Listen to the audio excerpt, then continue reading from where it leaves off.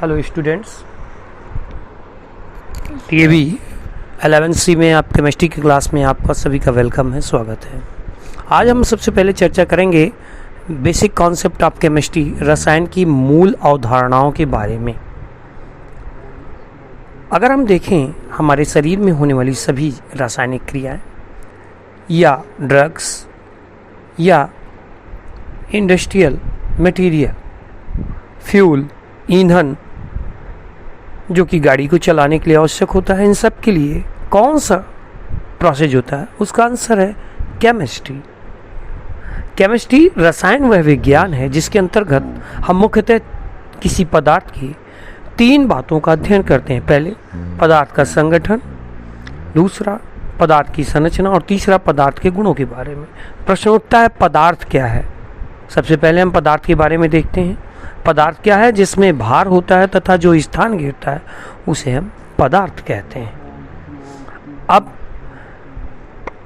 ये रसायन के विभिन्न पदार्थ रसायन की विभिन्न शाखाओं में, जैसा कि आप देख रहे हैं, हेल्पफुल है, सहायक है।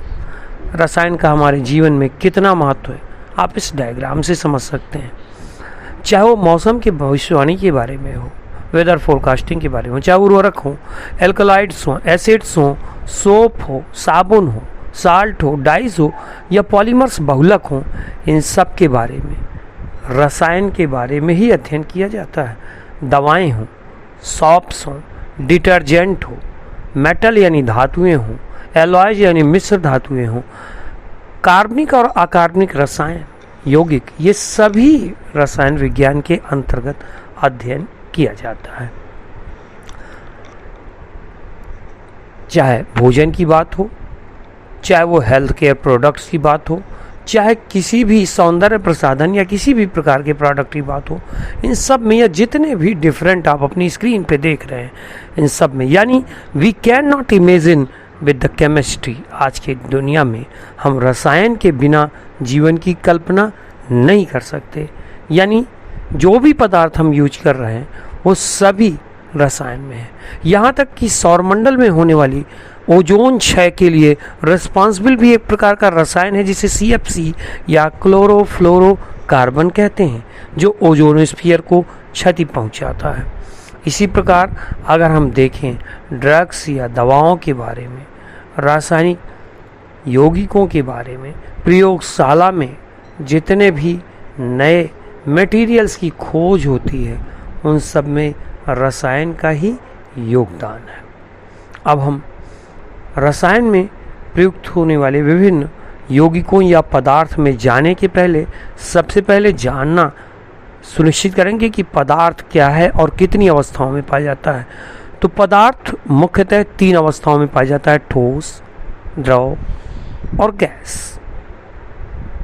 अब हम डिफाइन करें कि पदार्थ की ठोस अवस्था कौन सी है, जिसमें पदार्थ का आयतन और आकार निश्चित होता है, उसे हम पदार्थ की सॉलिड स्टेट या ठोस अवस्था कहते हैं, जिसमें कण बिल्कुल एक दूसरे के पास पास होते हैं, इनकी ज्यामितीय स्थितियां निश्चित होती हैं और इनके बीच किसी प्रकार का कोई स्थानांतरी गति नहीं होती, केवल घूर्णी और काल्पनिक गति होती है, ठोस अवस्था।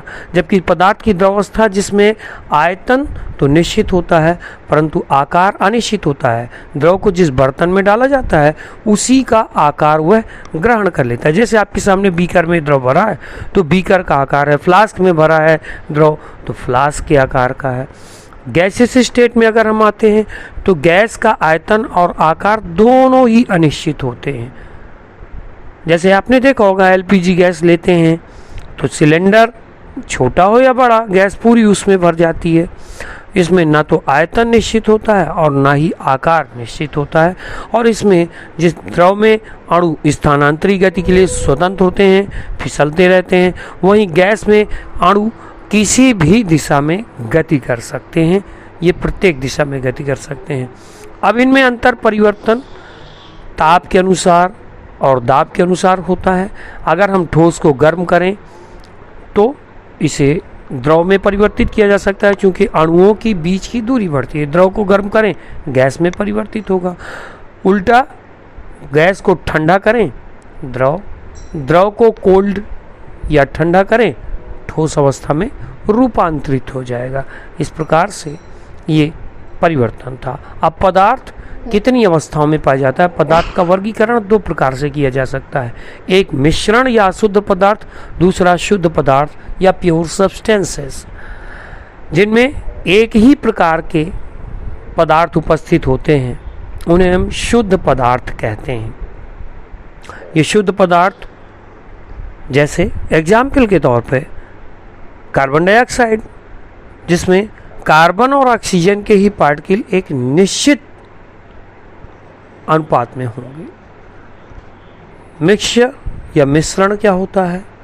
जिसमें दो या दो से अधिक तत्व या यौगिक किसी भी अनुपात में मिश्रित किए जाते हैं। शुद्ध पदार्थ दो प्रकार के होते हैं, तत्व या एलिमेंट, दूसरा यौगिक या कंपाउंड।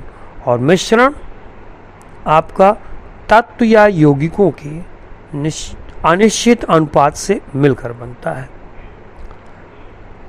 पुनः देखें, जैसे शुद्ध पदार्थ दो प्रकार के होते हैं, element and compound. Elements means तत्व और कंपाउंड मीन्स यौगिक। तत्व क्या होते हैं? जो केवल एक प्रकार के परमाणुओं से मिलकर बने होते हैं, जिन्हें किसी भी भौतिक या रासायनिक विधि द्वारा विभाजित नहीं किया जा सकता। जैसे एग्जाम्पल के तौर पर sodium, copper, silver, hydrogen, oxygen, ये सभी तत्व हैं जो एक ही प्रकार के परमाणुओं से मिलकर बने हुए हैं।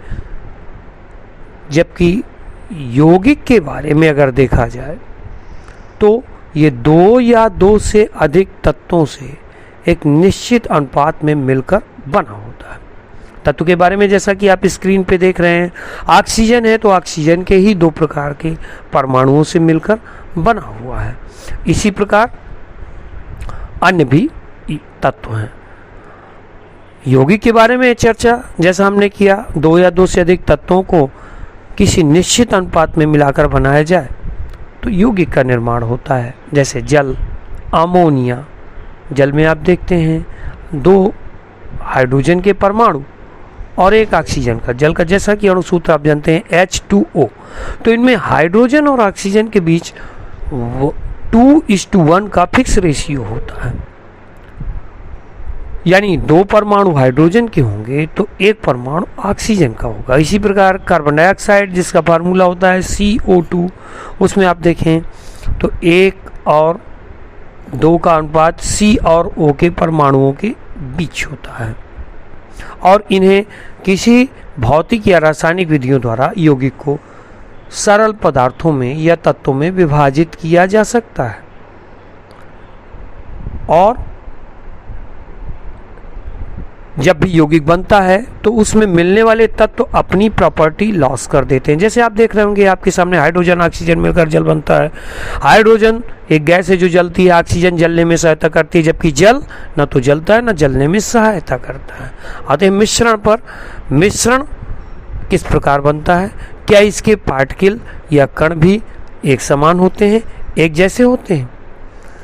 मिश्रण जैसा कि मैंने बताया कि दो या दो से अधिक पदार्थों को किसी अनिश्चित अनुपात में, किसी भी अनुपात में मिलाकर बनाया जा सकता है।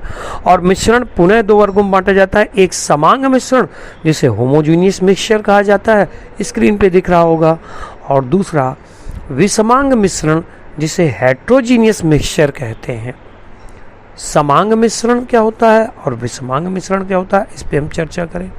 समांग मिश्रण नाम से ही पता चल रहा है, जिसमें सभी जगह अनुपात एक जैसा हो, संगठन एक जैसा हो। और विषमांग मिश्रण, जिनमें अलग अलग मिश्रण में अलग अलग भागों में अनुपात अलग अलग हो, उसे विषमांग मिश्रण कहते हैं। जैसे समांग मिश्रण का उदाहरण दे दिया जाए, शक्कर और जल का विलयन, जिसे शरबत कहा जा सकता है। और विषमांग मिश्रण का एग्जाम्पल दे दिया जाए, जैसे रेत और नमक का विलयन। तो ये था आज के बेसिक कॉन्सेप्ट ऑफ केमिस्ट्री के बारे में। Thank you.